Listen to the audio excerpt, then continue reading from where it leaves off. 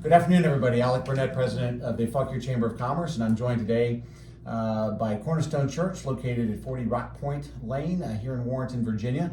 And we're going to talk about Cornerstone, and it's just celebrated its 25th anniversary, moving into its 26th anniversary. And I'm joined by Mike and Anna Poff, representing Cornerstone. We're delighted to have them here today. And so this is a great opportunity for myself as well as others to learn more about not just Mike and Anna, but more importantly about all the wonderful things at Cornerstone Church. So let's start off. Mike, you're the pastor and minister of Cornerstone. So why don't you tell us a little bit about Mike and how long you've been here and what your kind of goals and ambitions are with Cornerstone. Well, thanks, Alec. And first of all, just thanks for having us and letting us share a little bit. So I was born and raised in Virginia in Roanoke, a pretty typical middle-class family. My dad was a paving contractor. I grew up with a younger sister, and I'll share this just because it has bearing on where I ended up. Sure. But when I was about 11, I always had the idea that if I was quote unquote perfect in life, I would get through okay. I never knew how ridiculous that is. But one day we had a substitute teacher at school, and I lied, pretty big fat lie to her. She met my mom in the grocery store and shared this, and it was like she came home and told me that what had happened. I realized I'm not perfect at all. In fact, I was a pretty good little liar, to be honest. And so as I understood God and everything, I thought, oh no, everything good I have comes from Him. Now I risk all that. And so at that point, what I understood was that I needed help, and that's when I decided I was going to follow Jesus, best I understood that. And so I went through the rest of my high school, trying to make that somewhat of a reality in my life, best I understood. But I went to Virginia Tech and graduated in civil engineering, went to Charlotte, North Carolina, worked for what was then Duke Power, now Duke Energy. And during that time, God just kept tugging at my heart. I started working with these ninth grade boys.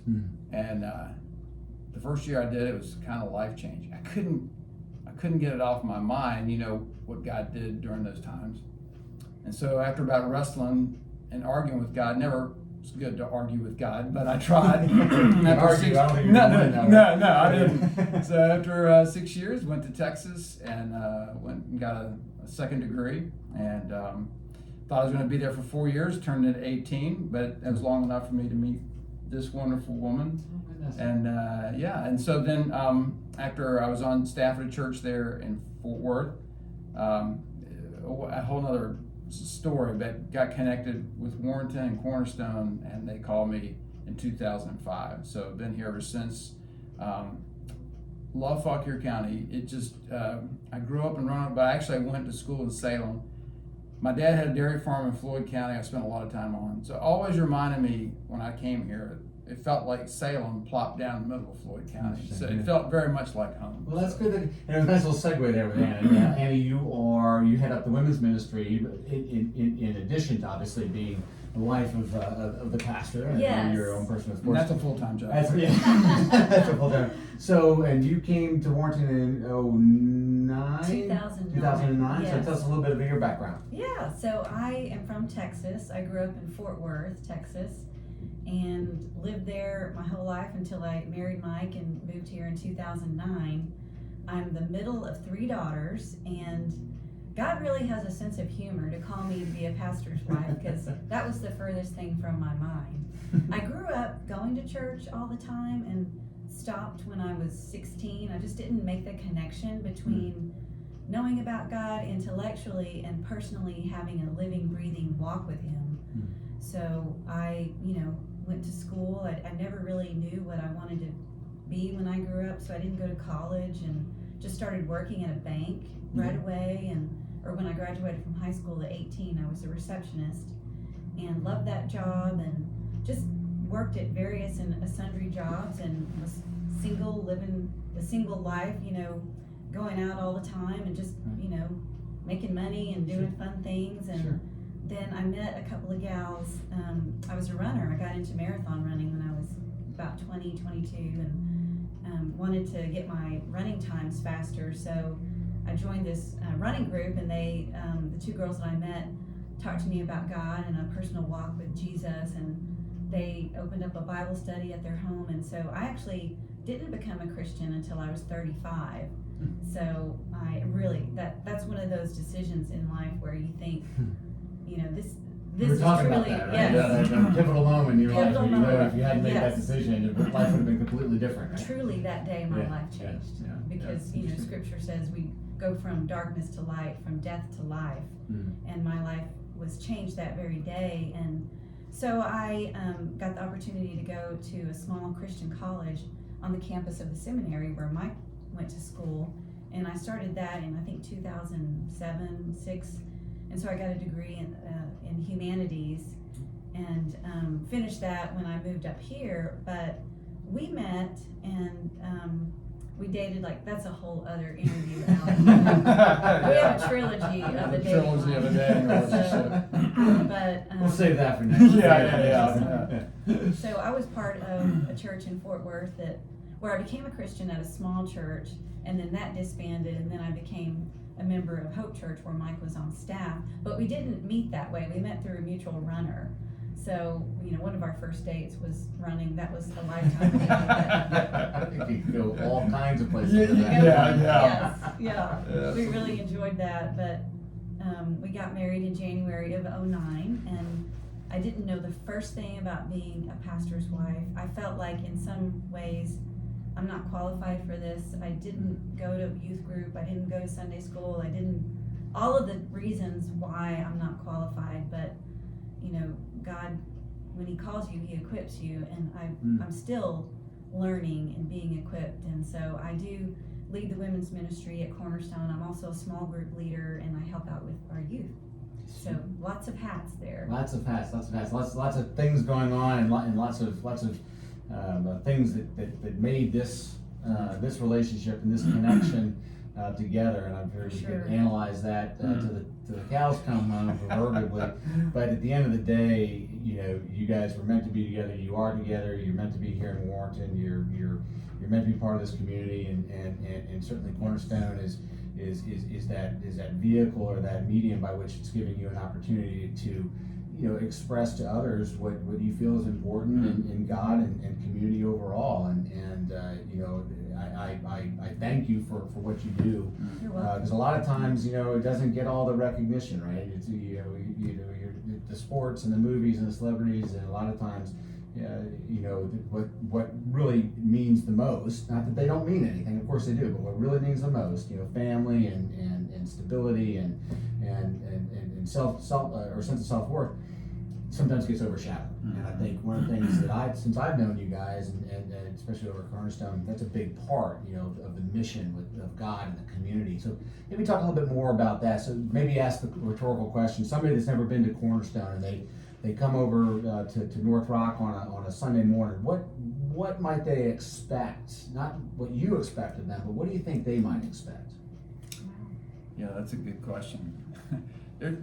I said there'd be no gotcha questions. I got to put one in there, didn't I? So, yeah, That's okay. We'll run with it. Well, it's what we aspire to, for sure, and then there's the reality of that. Right. But we really hope that they find a people that is engaging and really living out the things that we attest to. And of course, everybody's in process on that, including the pastor. Sure. But hopefully, one of the things that is kind of behind all that we do is we really want to help people to discover God and His ways, because God's not just enough. He's everything.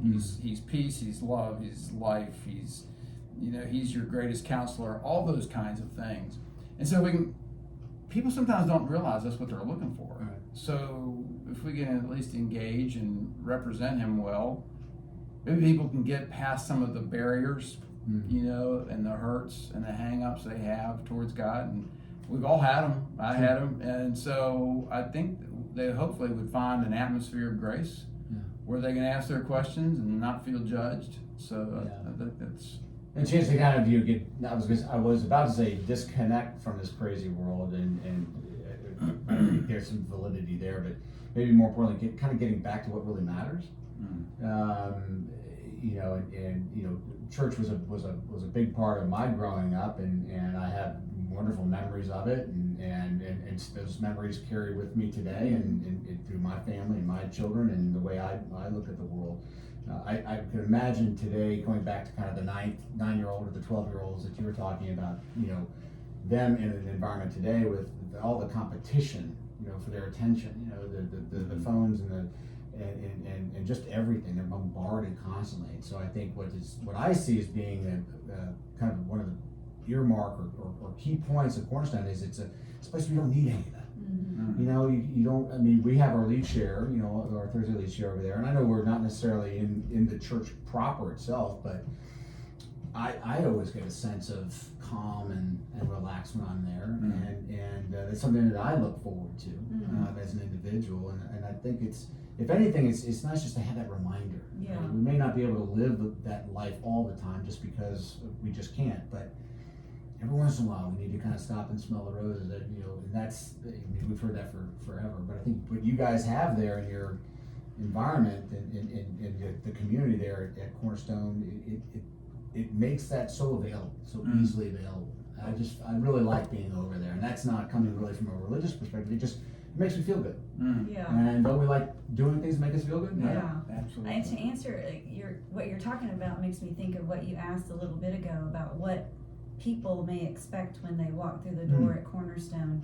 I'm thinking about the 34-year-old Anna that went back to church, and maybe people expect I have to dress up, I have to be perfect, I have to be a certain way, I have to know the Bible, I have to fit in somehow, or maybe the preacher will yell and scream, or maybe that's what they grew up with. But I know that Mike, when he speaks, I've heard people say I'm not biased or anything, but I think he speaks in a way that's very humble and relevant. The Bible does speak to our everyday life, and I think Mike can communicate that and convey that in a way that makes sense to people. Our congregation and ourselves, I believe that we strive to be authentic and genuine in just who we are. We're fallen, broken, sinful people that have been redeemed by grace, and we hope that is conveyed when people walk in the door. They don't have to be spiffied up, fixed up, perfect. Just come. Come and discover God and His ways. Now that's a very well put, and it tells me that you've either said that before or iterations of that before, and I hope so, because I mean that's almost kind of the sense that I've gotten there when I first met you guys back in I guess September, October last year. And I didn't really realize it until much later on, but it is. I was sitting on those couches, and there's something about. And it might have something to do with the rest of the lead share group. I'm not certainly discounting any of that, but I think a lot of it is the environment you're in, kind of directs where you're going and how you feel, obviously is something that, is important because it gives you that ability to kind of express yourself, really. And having that in a form that there isn't any kind of, oh gee, do I have to be like this or be like that? We can just be yourself, because that's what God wants, right? Just be yourself, and that's who He is, and that's who He expects from us, right? That's right. So you're on your 26th year now. Yep. Of course, on 26th year. Obviously, since in the last 25, obviously there's been a lot of positive impact to the community. Here's the big rhetorical question. What do you, if we were to meet again in 25 years? And I asked the question, so how's the last 25 years gone? What do you think, right? I mean, Wow. So there's no right or wrong answer. Yeah, right? yeah. It's in the future, but just what do you think? I guess what do you aspire, Cornerstone to continue bringing to the community, knowing of course the communities change and people change, but I'm sure your mission doesn't. So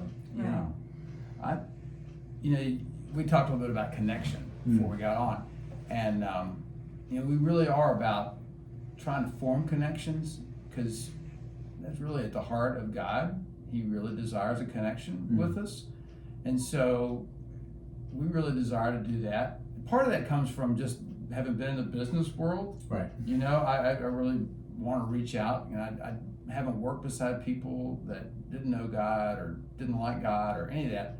I really never wanted to go into the ministry. So I really still feel that desire to connect. And so for the next 25 years, we've developed some things that have helped us become connected to the community. Our relationship here. Absolutely. The network of the chamber and connecting, networking, right? Synonyms. Absolutely. Right. So, I can envision all kinds of ways. I think that there's a big conversation about mental health. Mm-hmm. God has a real concern and heart for helping people think rightly. Sure. So there's an avenue there. There's so many ways that I think that we can make connections into the community. We're going to continue to, as long as God leads us, to do the things with Feed Folk here and. Yeah, that's right. That's a good point. Because you're involved in a lot of those other social causes Feed Folk here and there's some things you're doing at the church as well. We have started a caregiving ministry.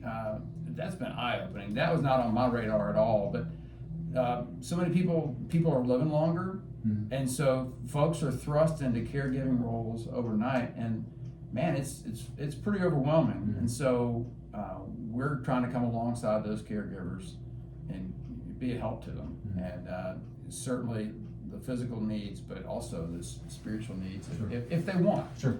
And so just I think moving forward with an eye to the community and how can we be a help and a blessing and connect in the middle of all that. Yeah, and I guess by staying connected to the community, you're almost able to, or you're putting yourself in a better position to, kind of direct the future, in a capacity that's best serves the direction the community's going in, right? Because you're following the community in a sense, probably more so than the community's following you. And Mm-hmm. there's probably a symbiotic relationship there. But Annie, you were talking about the women's ministry, and you also mentioned about the youth as well.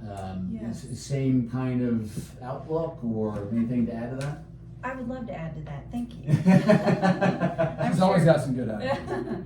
Well, when you said about, what does the next 25 years look like, wow, it kind of brings tears to my eyes, because I think the people that planted Cornerstone really had a heart for families, for their children, for the truth.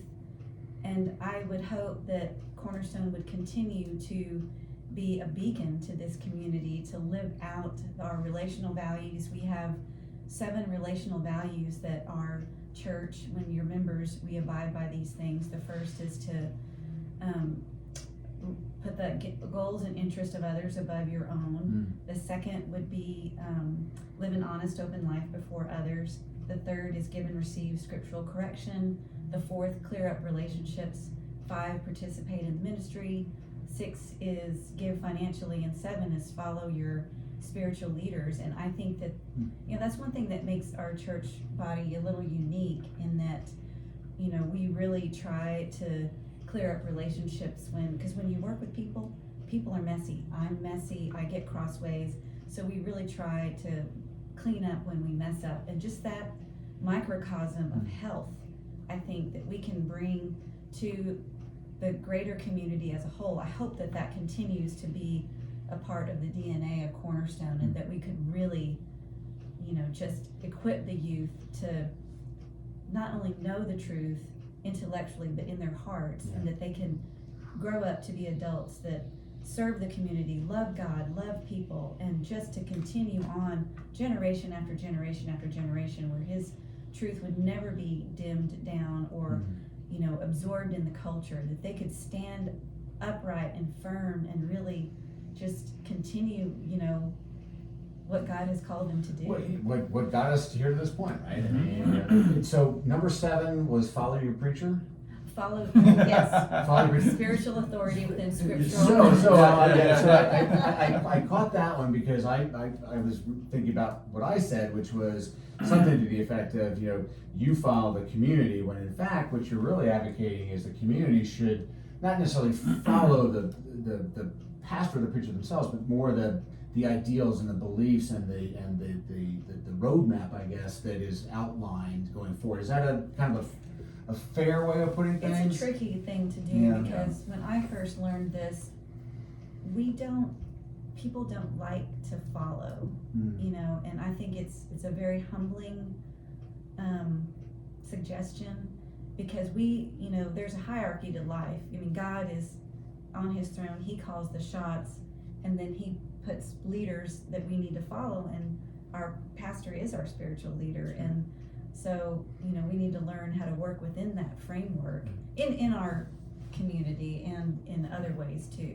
But it's interesting you pick that out, because it also translates those 7 relational values, we believe, make for good relationships in the business world. Sure. Oh, absolutely. And at home. That's right. And in fact, when I first heard that one, I was part of a church that it comes from a verse, Hebrews 13:17. It talks about making your leader's job a joy.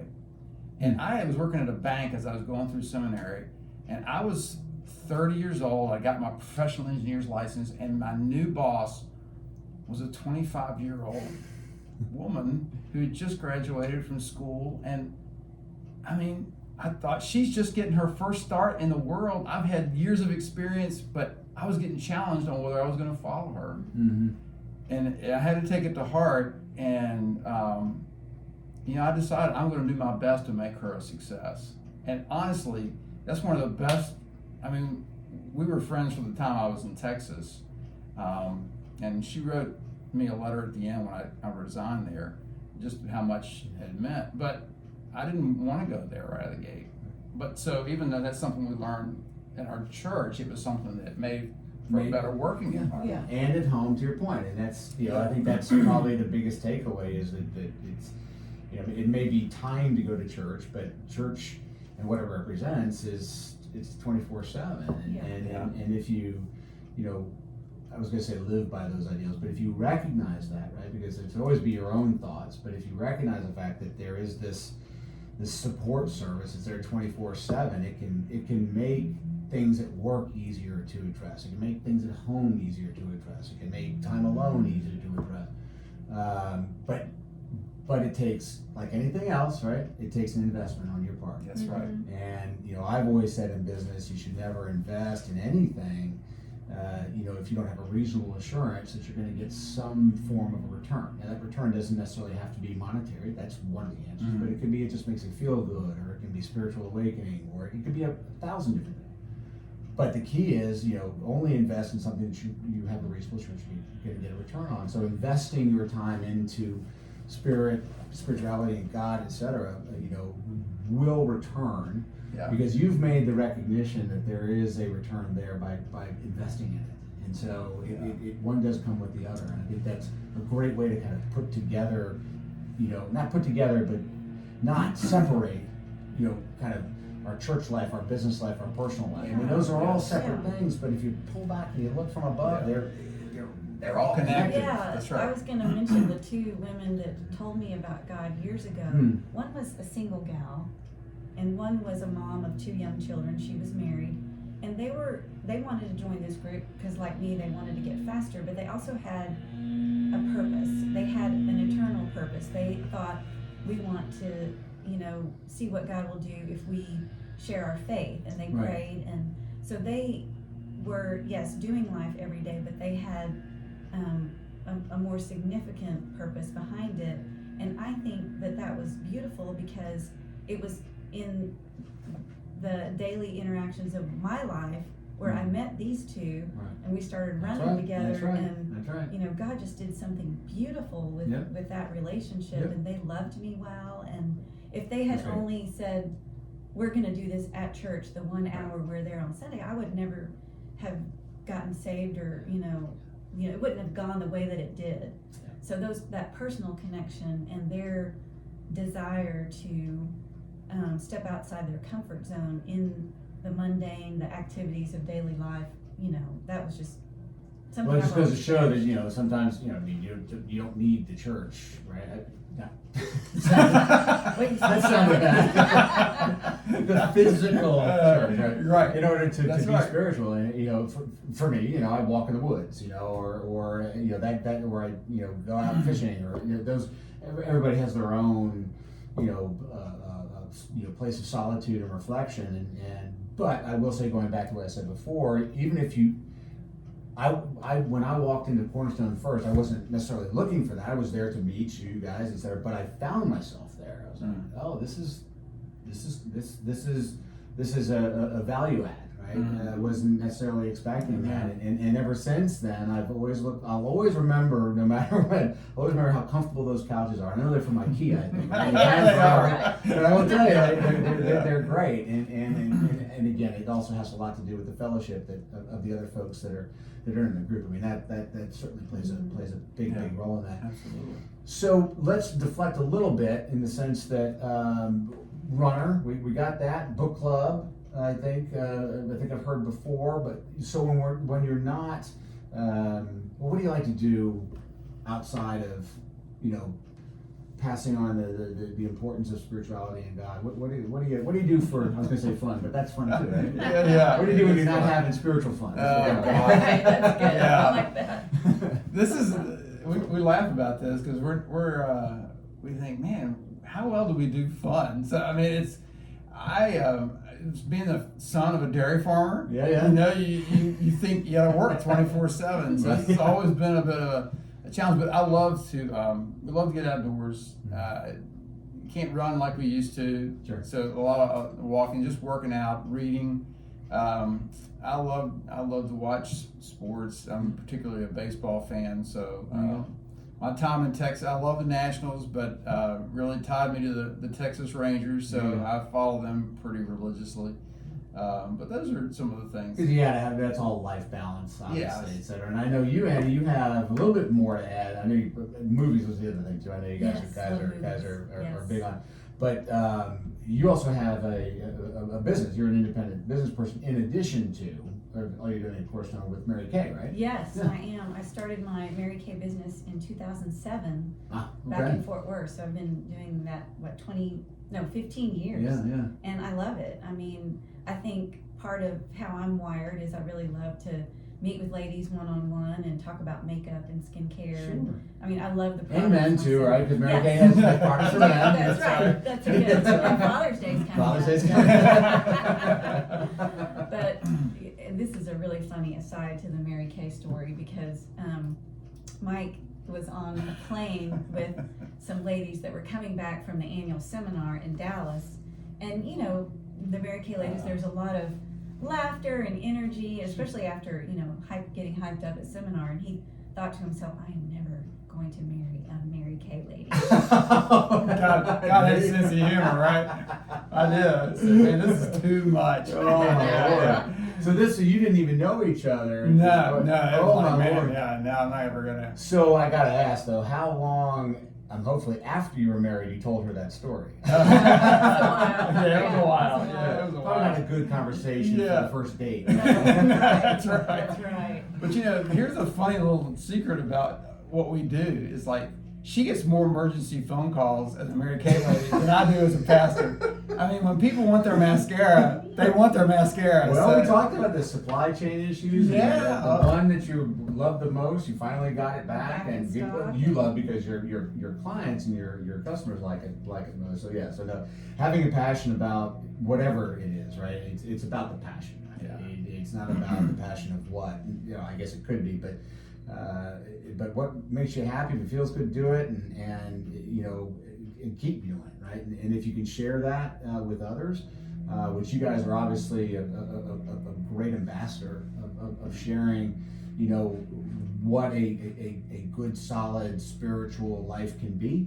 I know I've learned a lot from just getting to know you guys for the last 7 or 8 months, and look forward to doing more of it, and hopefully others will as well as a result of this. And strongly encourage folks to come down and see you guys. Go on the website. It's all very, very neat and tidy, and all your events are there, and and just kind of encourage people to give it a shot. That's right. And it's probably not for everybody. There is no such thing as for everybody. That's right. Yeah. But you never know what you're going to miss until you try it. And Absolutely. I'm sure that's a big part of your mission and God's mission as well. Yeah. To just make people aware of don't lose sight of the fundamentals of life, right?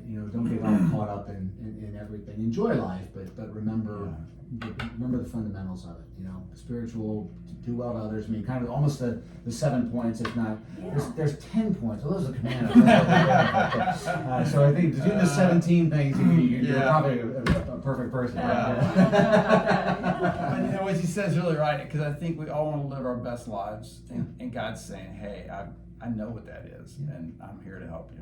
Absolutely. And he is. He's a big help. And we love to meet new people. And we have loved being a part of the chamber. I think I joined the chamber with Mary Kay, I think 2010 or 11. And Mike came on board A couple years after that. And Because I don't think churches. We have a number of them actually as members which I'm delighted to see that, because it is, I mean, what is your business community? The key word in my opinion there is community. So, that's where it all begins. And you were talking about connections, right? And networking. I mean, that's what makes the world go round, right? We've all heard it, right? It's not what you know, it's who you know. But you know who you know because of what you know, right? And so the more that you broaden your interest and your activities, the greater opportunities anyway present themselves for even increased relationship building and networking. And Cornerstone is a perfect example of that, because it really brings everybody together regardless of intent. And you find yourself all of a sudden, shaking hands and exchanging cards and learning and believing and feeling good. It's just there's no downside to it. And I applaud what you guys do. Thank you. Thanks. It's in the ministry and all you've done for the community, the feed folk here and the specific things, but being friends and fellow business people. We're all in business at the end of the day. And I wish you nothing but the great success. And I know that whatever part I can play in that success, you can count on me personally, and I'm sure all the others that are listening to this, and hopefully beyond that as well. Thank you. We really appreciate Absolutely. the Thank opportunity. you so much. Absolutely. It's been a privilege and a delight to get to know you. Absolutely. Thanks for all your help. Next 25 years, we'll do this again. There you Yes, go. All right. Well, thanks again, everybody. Appreciate it. Cornerstone Church, 40 Rock Point Lane There you go. in Warrenton, Virginia. Cornerstone Baptist Church.org. What's the website again? Cornerstone VA. CornerstoneVA.org. And Mary Kay, how do people get in touch with you with Mary Kay? marykay.com/Anna Poff. Great, fantastic. And we'll go ahead and put all that up on the video, but we thanks everybody for spending some time with us and Mike and Anna, and we hope to see you around the community sometime. Take care. Take care. Awesome. Oh, man. Awesome. That was a lot of fun, actually. Yeah, That was a lot of I just fun. had my one gotcha. I was like, oh crap. I saw the look on your face. Yeah, and it's you were like, okay. It's like, yeah. no. He said he wasn't going to do that. Yeah, you did well. You're very good at ad-libbing and Yeah.